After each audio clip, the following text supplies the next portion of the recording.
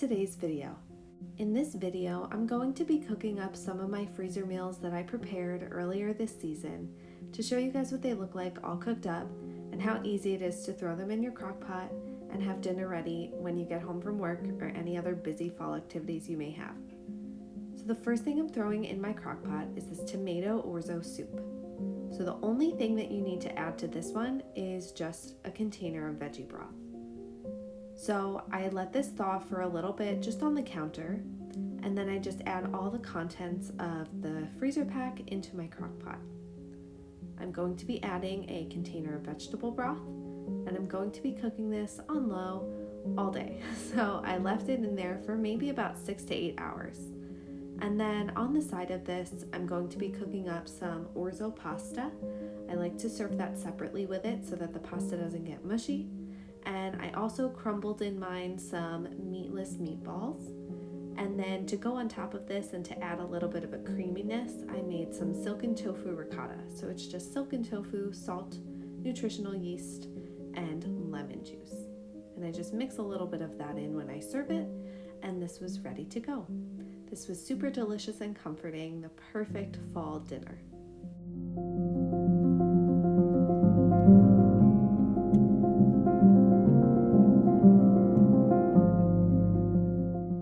The next thing isn't really a recipe, but it's just something that I do every year. So when my garden gives me extra tomatoes, I clean them and slice them and freeze them.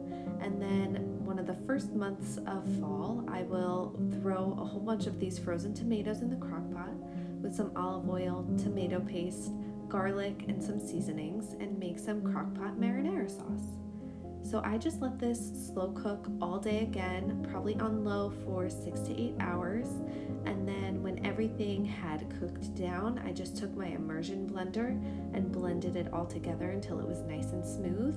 And then I freeze it in portions, and I have homemade marinara sauce for the next couple months. So it does make a lot. If you wanted to jar this, I'm sure you can can it and jar it and store it, or you can store it in freezer bags and freeze it flat in your freezer. But this is my favorite way to use some of those surplus garden tomatoes, and you can't get any fresher than homemade marinara sauce.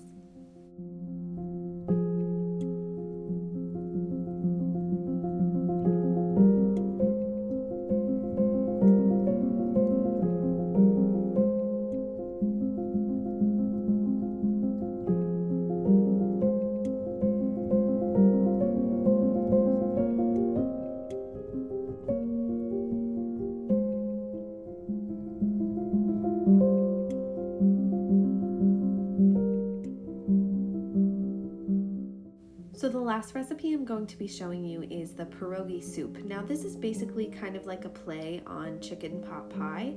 So it's like a creamy vegetable based soup. So I start with adding my container of vegetable broth at the bottom of my crock pot.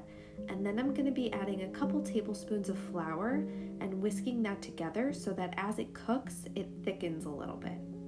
If you don't want to use flour, you can also use cornstarch and make a slurry, and you can either do that in the beginning of the cooking process, or you could just mix some cornstarch and water to make a slurry and add that in toward the end of the cooking process to thicken up your soup.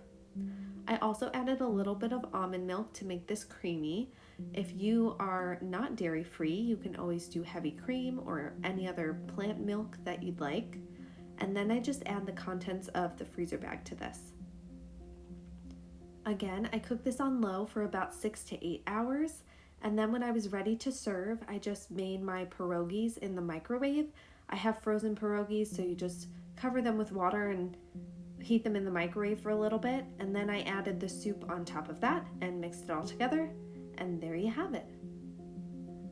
This would also be the perfect base for like a pot pie if you wanted to just cover it with puff pastry or put it in a pie crust, or add some dumplings or gnocchi or biscuits on top. That would be perfect as well.